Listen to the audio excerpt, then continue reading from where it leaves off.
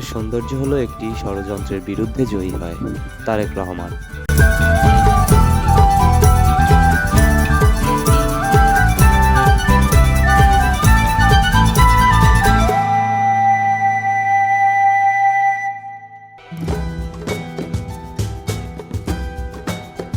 সত্যের সৌন্দর্য হলো এটি অপরিহার্যভাবে প্রোপাগান্ডা এবং ষড়যন্ত্রের বিরুদ্ধে জয়ী হয়।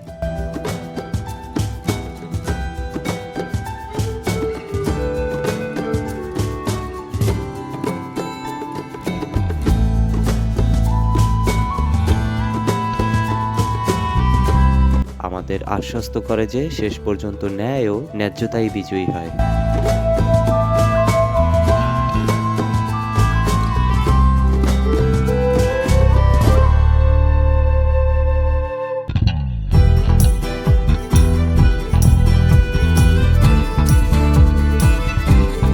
২১শে আগস্ট গ্রেনেড হামলার মামলা থেকে হাইকোর্টের রায়ে খালাস পাওয়ার পর রোববার ১ ডিসেম্বর সন্ধ্যা ৭:৩০টার দিকে এক্সে দেওয়া এক পোস্টে একথা বলেন বিএনপির ভারপ্রাপ্ত চেয়ারম্যান তারেক রহমান।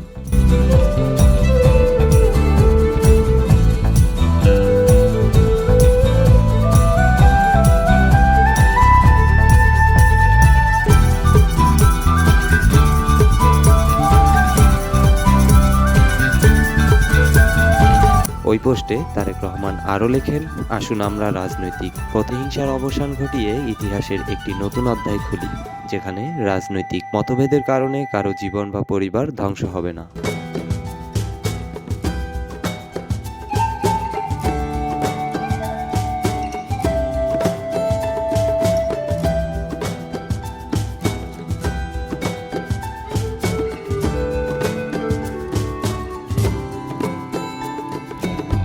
বিএনপির ভারপ্রাপ্ত চেয়ারম্যান বলেন, আমরা গণতন্ত্রের চেতনাকে সমুন্নত রাখার প্রতিশ্রুতি দিচ্ছি, যা মত পথ ও মতাদর্শের বৈচিত্র্যের উপর ভর করে বাংলাদেশের মানুষকে নির্বাচনে অংশগ্রহণের মাধ্যমে তাদের নিজেদের ভাগ্য নির্ধারণের ক্ষমতা দেয়।